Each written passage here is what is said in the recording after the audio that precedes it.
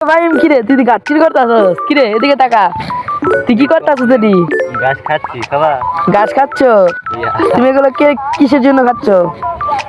উদার আছে তাই খাচ্ছি তুমি এগুলো কি তোমাদের গরুকে নিয়ে খাওয়াবে আমি খাই মু ঘরে ভাত নাই ছেলে পাইতে ভাই বের দিতে গাছ খাইবো তাই